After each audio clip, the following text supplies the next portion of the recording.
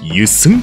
Барьцаалан зээлдүүлэх үйлчилгээ шинээр үе талгаа нээлээ. Манай барьцаалан зээлдүүлэх газар нь автомашин, үн тэтлэл, гар утас, ноутбук, LED телевизор болон 9011, 90STG-с 8811 зэрэг утасны дугааруудыг барьцаалан түргэн шуурхай найдвартай зээлийг олгож байна. Манай барьцаалан зээлдүүлэх газар нь шинээр үйл ажиллагаа явуулж эхэлсэнтэй холбогдуулан эрхэм үйлчлүүлэгч та бүхэндээ нээлтийн урамшуул болгон үнийн дүнгээс хамаарч зээлийн хүүгээ 1-2% бууруулж байна. Бид танд 5 тухтай орчин найрсаг үйлчилгээг санал болгож байна. Түргэн шуурхай үйлчилгээ найдвартай хадгалалт.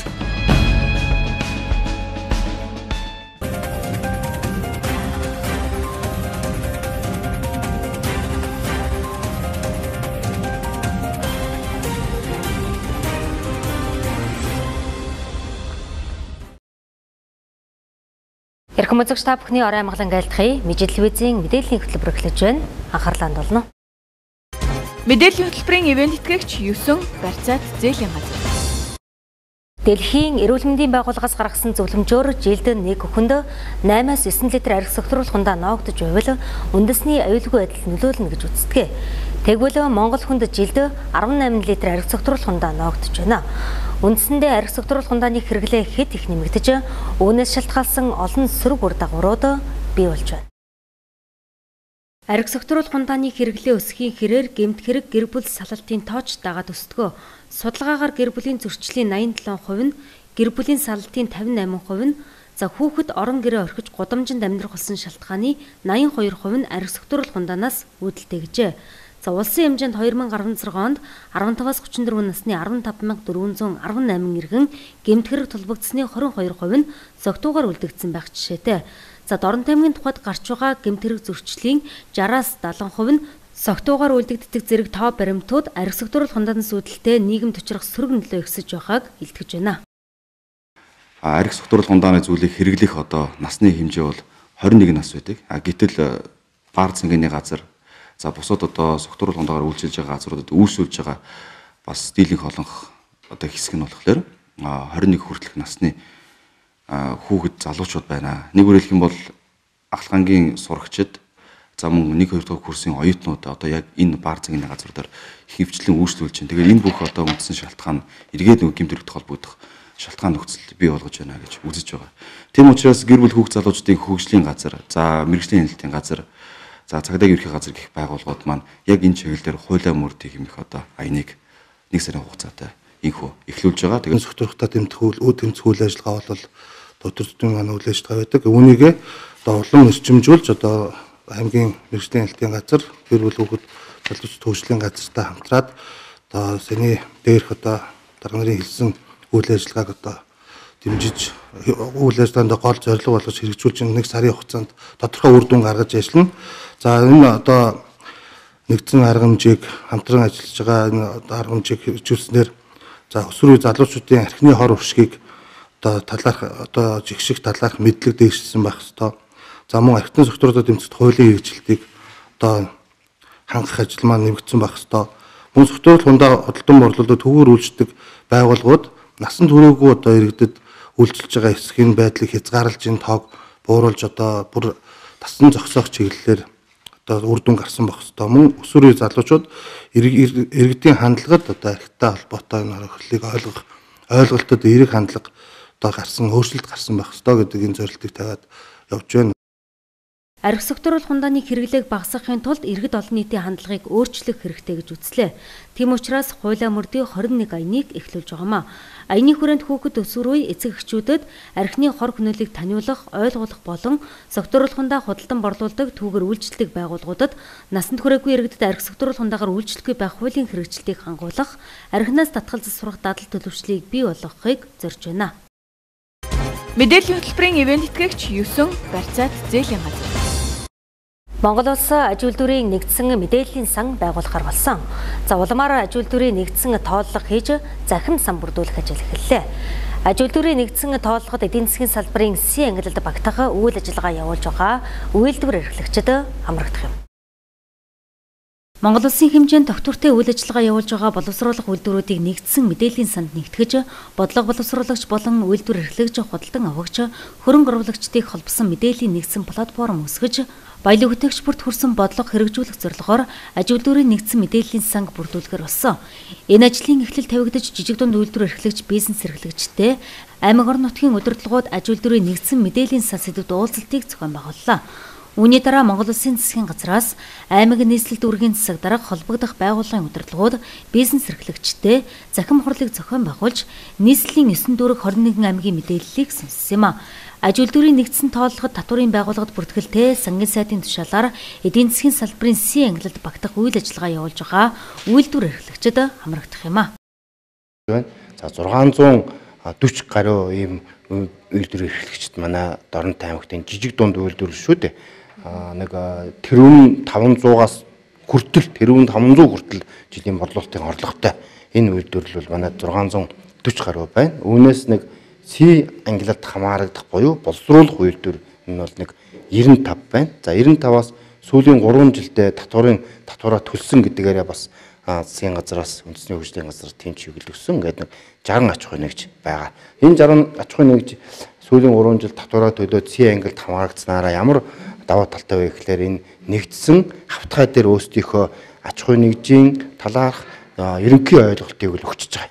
Ямар төрлийн хэдэн нэр төрлийн бараа бүтээгдэхүүнийг чанар стандартын ямар байдлаар үйлдвэрлэж болж ирнэ гэдэг. Энийг дэлхийн аль ч үндэсний бүрмээрээс хэн нэгэн хүн утсан дээрээс ороод харахад жишээ нь халахгүй суманд зөвхөн бал үйлдвэрлэдэг бол энэ нь ийм сав баглаа бодолтой байд юм байна. Үн тариф нь ийм байд юм байна.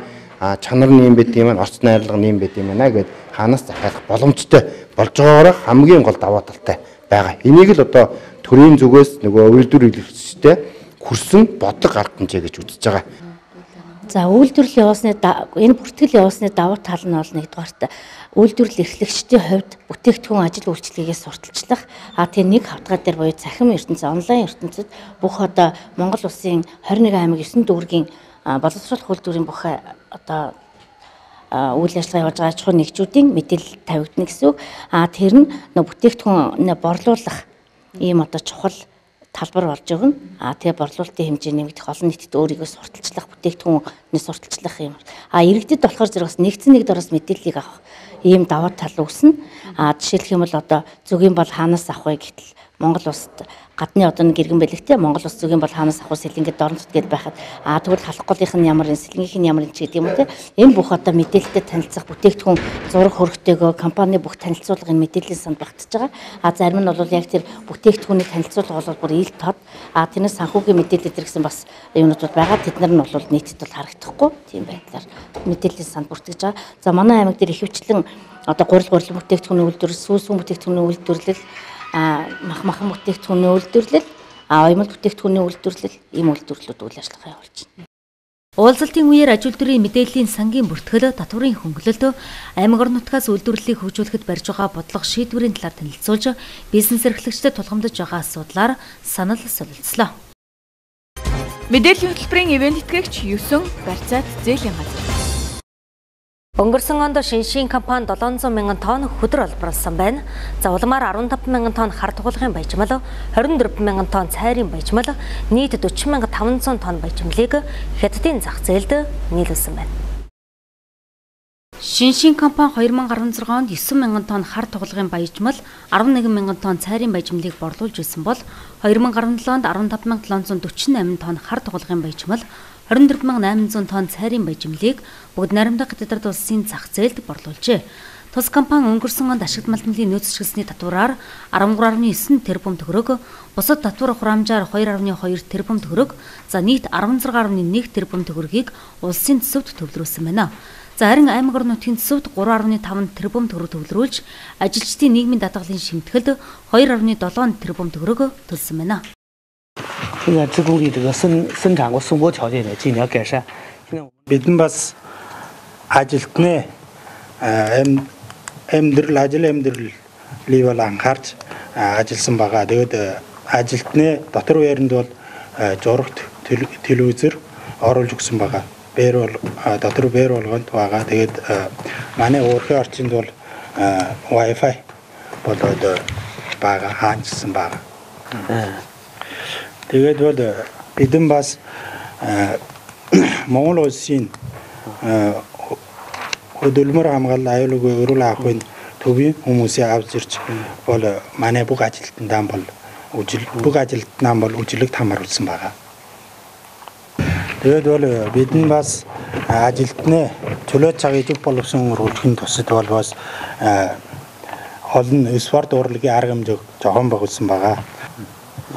Тэгээд бас баяр дурсгалын өдөр бид холдуулн бол манай өргөн дээрний малчин тэгээд ядууч хүртэлтэй тийм хэл өрхөр бол явж бас болгоно болсон байгаа. Энээр дамжаад бол бид нь бас нийгмийн халамж үүрэг хариуцлага аваамсарт нийгмийн халамжийн ажлыг бол хийсэн байгаа. Тэгээд бол нэднүн бол бидний нийгмийн хариуцлагын тал дээр бол 365 сая төгрөгийн барабатгтуны юм юм бол. 另外呢，我们于大溪县，我们那个就现大概社会责任去年大概是3.6亿土吧。所以就像这位манай хөдөлмөрийн төлөөлөгч бол хэлсэн байгаа. Тэгээд одоо офис сууга өдөртөг байрны хүмүүс бол 2 сая 3 сая аваад тэгээд жирийн ажилтан бол одоо 560 мянган төгрөгийн чалан авч байна гэдэг ийм зүйрлэл бол миний бодохоор бол бас тийм ч онцтой биш баха гэж бодож байгаа. Бол чалан хөлсий тогтоох тийм одоо баримжаа хүмүүсийн дартан болсоор бас энэ хүний бол ажлын байрандаа гүйцэтгэж байгаа үүрэг хариуцлага тэгээд хөдөлмөрийн хүн төчөө байдал болон өөр босод байдлыг үнсэлж бол тогтоож байгаа. 这个岗位承担的岗位责任，第二是劳动强度。 Шиншин компани 2017 онд 560 гаруй монгол ажилчид 90 гаруй гадаад ажилчин ажилуулжээ. Монгол ажилчдын 95%-ийг дорнотын иргэд эзэлж байна. Түүнчлэн ажилчдын шөнийн нэмэгдлийн цагийг 800 төгрөгөөр, хээрийн нэмэгдлийн хоногийг 1500 төгрөг болгож, удаанчлалын нэмэгдэл олгодог болсноор ажилчдын дундаж цалин 770 мянгад хүрсэн гэж мэдэгдлээ. Мэдээллийн хөтөлбөрийн ивент итгэгч 9 барьцаат зээлийн газар. Монголын алт компанийн үйлчлэлд хүндрээд байгаа халахгүй суманд очиж 4 чиглэлд зам гаргахаар болсон байна. За эхний ээлжинд өөрийн хөрөнгөөр зам харгуй гаргах ажлыг зохион байгуулна. За цаашид орон нутгаас шатхууны дэмжлэг үзүүлэхээр төлөвлөсөн байна. Халахгүй суманд энэ өвлийн тухайд 40 орчим удаагийн цас орсон, өвөлжилд хүндэрсэн, айлууд цасанд боогдсон, өдөр бүр цасаар шуурж байгаа дүр зурагтай байгаамаа. Халахгүй суманд 120 малчин өрхийн 27 мянган толгой мал өвөлжж байна. Тус суманд аймаг орон нутгаас 19 сая төгрөгийн нэмэлт малын жилийн дэмжлэгийг үзүүлээд байгаа. За харин энэ удаа Монголын алт компани нийгмийн хариуцлагынхаа хүрээнд Халахгүй сумаас 4 чиглэл зам гаргахаар болж 4 техник хэрэгсэл 6 ажилчид өнөөдөр тус сумыг зорж байна. Одоо цас ихтэй байгаа газрын малчтыг нүүлгэх тухайн асуудлыг бол сумын засаг дээр бүх айл өрхүүдээр явж санал асуусан. Малчт нь бол тэр байгаа хашаан дээрээ бол ингээ үйлчлэе гэдэг саналыг хэлсэн байсан. Тэгэхээр бол бид дараагийн арга хэмжээ авах шаардлага гарч байгаа. Тэгээ өнөөдөр бол МАК компани бас нийгмийн хариуцлагын хүрээнд энэ техник тоног төхөөрөмжүүдийг Халахгүй сум руу гаргаж байна. Тэгээ энэ дээр нь бол бас аймгийн онцгой комиссаас тодорхой сатхууны бас дэмжлэгийг үзүүлэхээр төлөвлөж байгаа. За Монголын алт компани Дорнот мак нүүрсний уурхай нийгмийн хариуцлагын хүнд Дорнот аймгийн онцгой байдлын албатай комисстай хамтарч одоо Халахгүй сумд одоо өвлөлт хүндэрсэн байна. Тийм учраас одоо манайх техникийг гаргаж 4 чиглэлийн зам хусаж арчилгааныхын чиглэлээр бол ажиллахаар одоо 4 техник бол гарч байна. За нэг нь бол БК 824 өгөөд одоо дугуй төлдөөсөртойгоо түвштэйгээ тэгээд өөрсдийн зардлаар бол эхний ээлжиндээ явж хуснаа. Тэгээд халахгуулчдынхаа бас үйлчлэлийн бэлтгэл ажилтнаас бас нэмэр тус болохоор бас нийгмийн хариуцлагын хүрээнд одоо манайх ингээд хүчээ гаргаж ажиллаж байна. Ямар зориултад 4 техник байгаа вэ? За энэ нэг бол 824 өгөөд энэ техник маань бол дугуй төлдөөсөр дугуй төрдөг. За бусд нь бол энэ түвшний байна, маятэ байна. За үйлчлэгэнд нь одоо энэ бэкап машина гаргаад энэ 4 чиглэлээр одоо 6 хүн явж байна. Монголын алт компани эхний ээлжинд өөрийн хөрөнгөөр зам гаргах ажлыг зохион байгуулна. За цаашид шаардлагатай болвол аймаг орон нутгаас шатхууны зардлыг олгохоор тооцоолжээ. Мэдээллийн хөтөлбөрийн ивент итгэгч 9 барьцаат зээлийн газар. Мэдээллийн хөтөлбөрийн ивент итгэгчээр 9 барьцаат зээлийн газар ажиллаж байна. Харин одоо үзэгч та бүхэнд Дорнот аймгийн өнөөдрийн ханшийн мэдээ үзүүлье.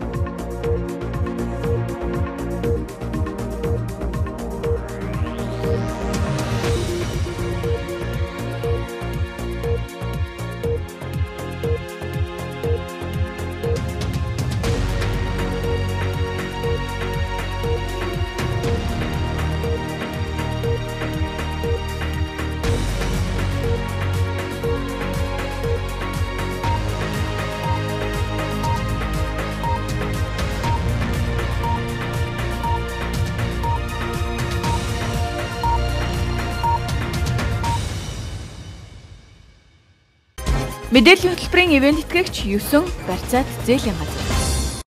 Үзэгч та бүхэн хөтөлбөрийн төгсгөлд 5 хоногийн сумдын цаг агаарын мэдээллийг хүлээн авч үзсэн үү?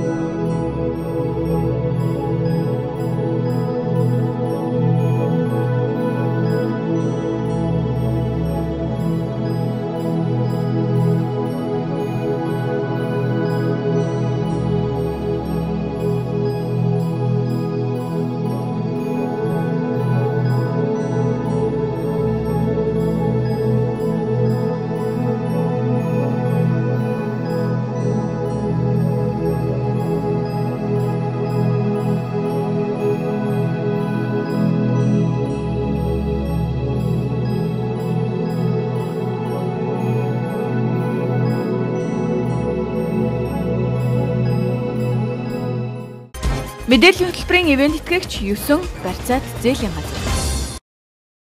Мэдээллийн хөтөлбөрийн өнөөдрийн дугаар энд хүрээд өндөрлөж байна. Анхаарлаа хандуулсан үзэгч та бүхэнд баярлалаа. Та бүхний маргаашийн ажил үйлсэд амжилт хүсье.